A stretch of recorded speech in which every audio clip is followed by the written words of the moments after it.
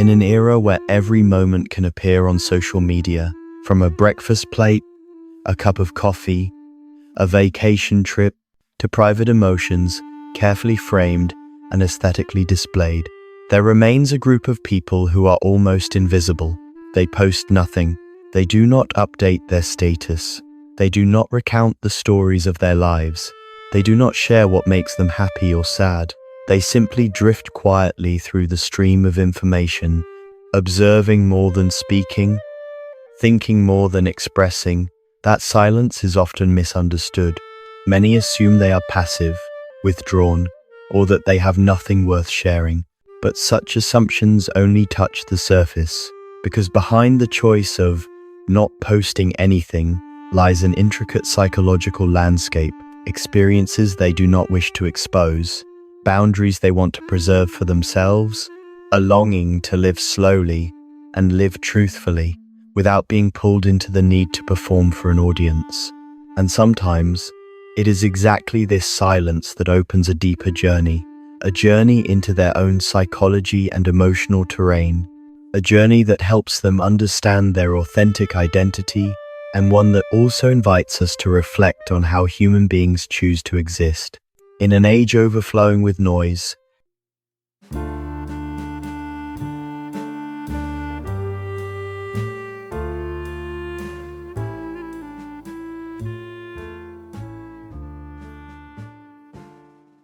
people who rarely post or never post on social media are often viewed through a simplistic lens.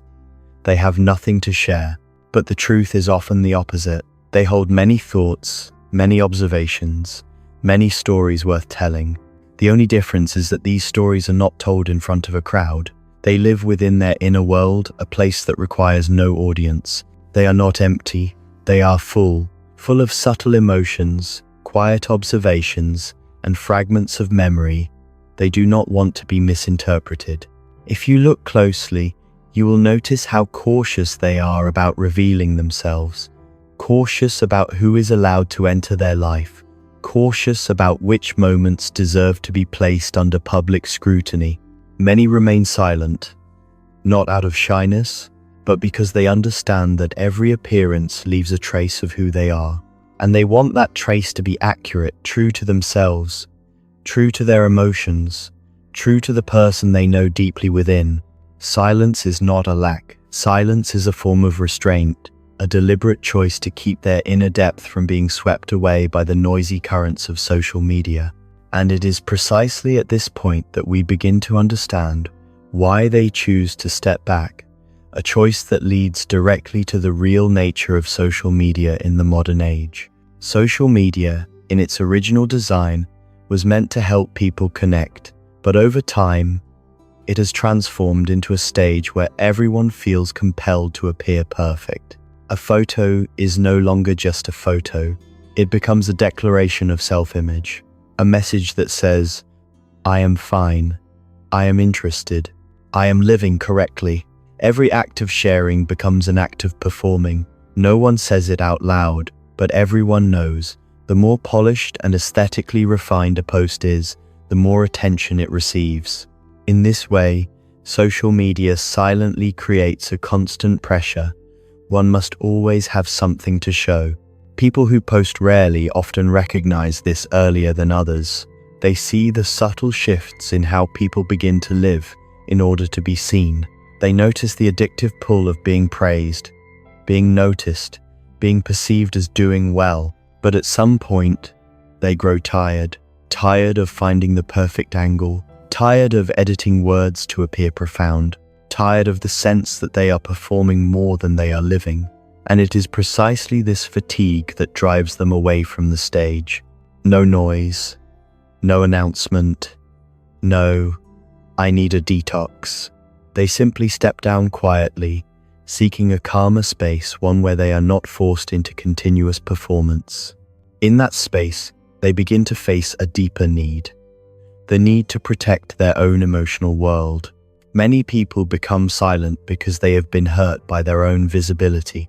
They once spoke honestly and were misunderstood. They once shared their joy, only to be compared.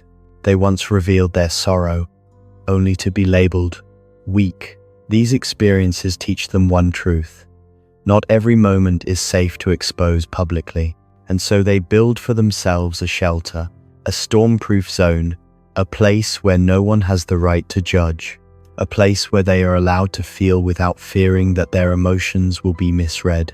Silence, in this case, is not negative withdrawal. It is armor. It is a self-protective strategy. It is how they keep their heart from the coarse touches that the online world often brings. Those who have been misunderstood tend to grow reluctant to share. They retreat, not because they lack confidence, but because they possess too much feeling. They refrain from sharing because they sense that the public sphere is not a place for their fragile truths to be touched. And from this instinct of self-protection, they gradually arrive at a more refined awareness. There are moments that become more beautiful precisely because they are kept private. In psychology, psychological ownership refers to the feeling that something belongs deeply to you. A moment can be more beautiful when it belongs solely to you. A memory can hold more value when it is not displayed before a crowd. The moment you post something, it enters a different realm. It becomes public property under the collective gaze. People praise, criticize, interpret, and misunderstand, and at times, their reactions make you revisit that moment through their responses rather than through your authentic memory. People who post rarely understand this clearly. They keep moments to feel them more deeply.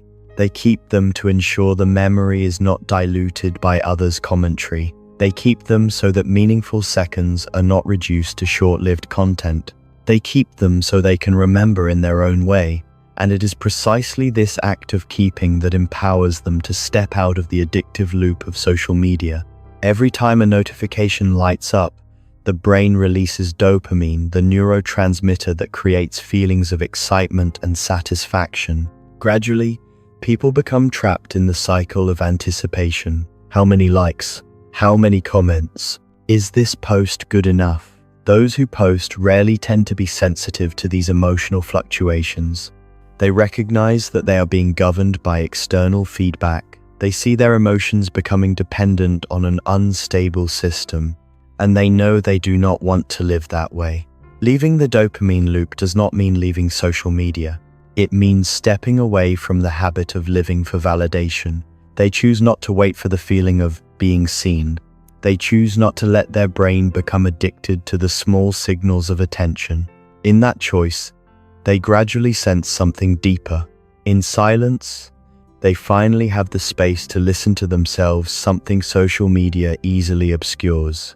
And in that act of listening, they allow privacy to become a place of healing. Privacy gives them the ability to take a long breath, free from the gaze of others.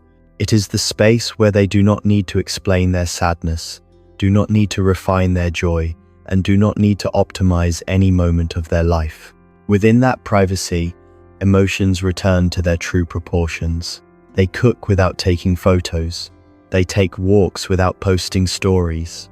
They spend a quiet afternoon without feeling guilty for not sharing it with anyone. They live their life exactly as it unfolds. Privacy helps mend the cracks caused by judgment, misunderstanding, or comparison. It restores their capacity to experience life fully and sincerely. And in that healing process, a paradox emerges.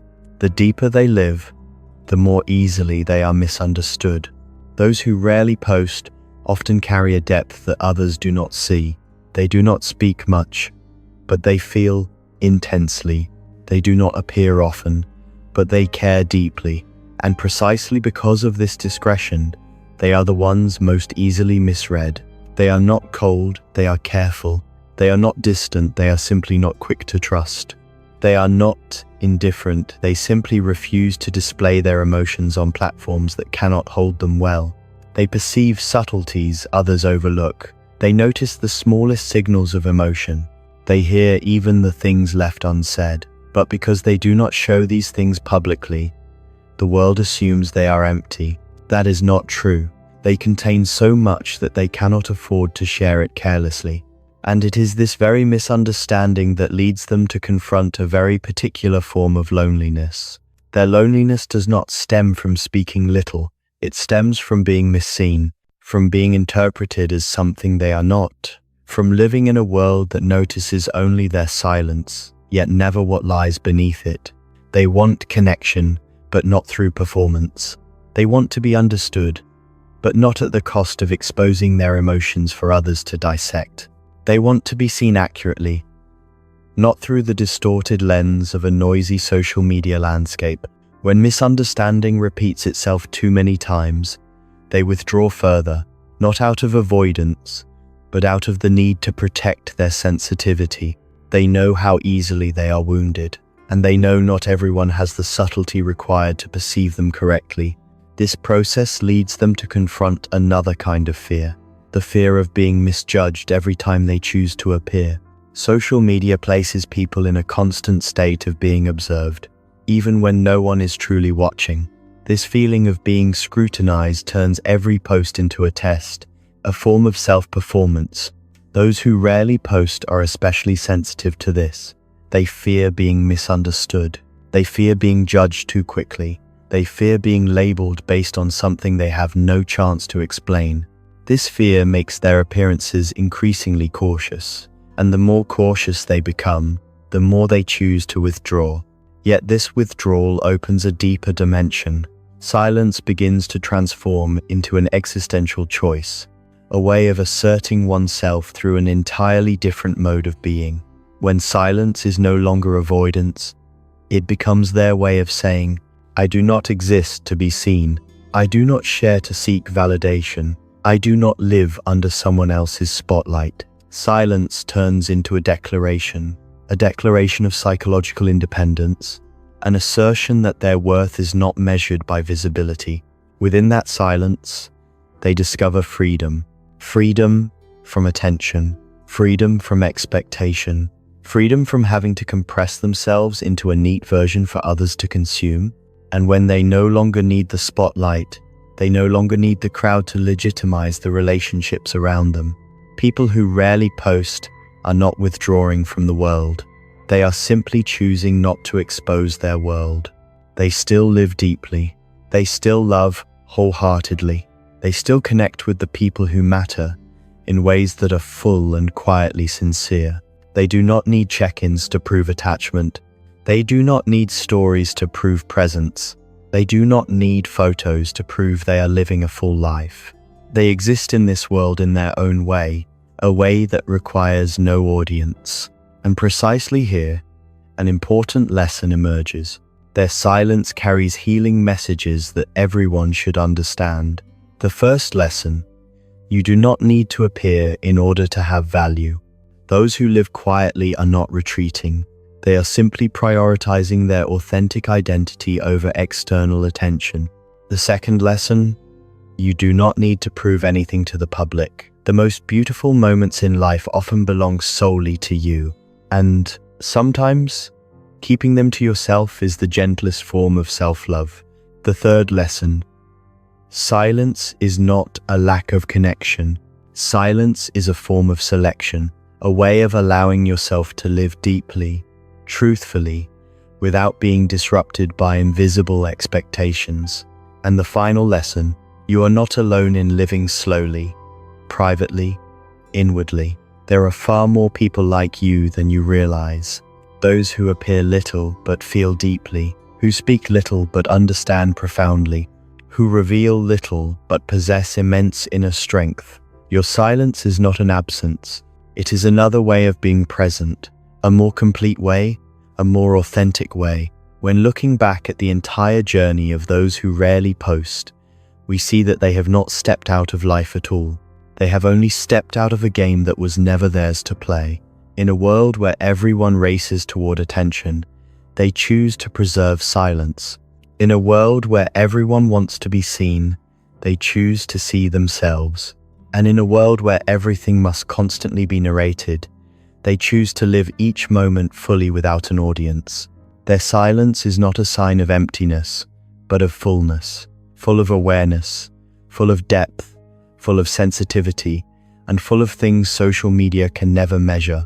Because a person's value does not lie in the number of posts they share, but in how they live when no one is watching. It lies in the kindness they offer to the right people at the right moments, in the beautiful things they keep for themselves, knowing not everyone is worthy of seeing them.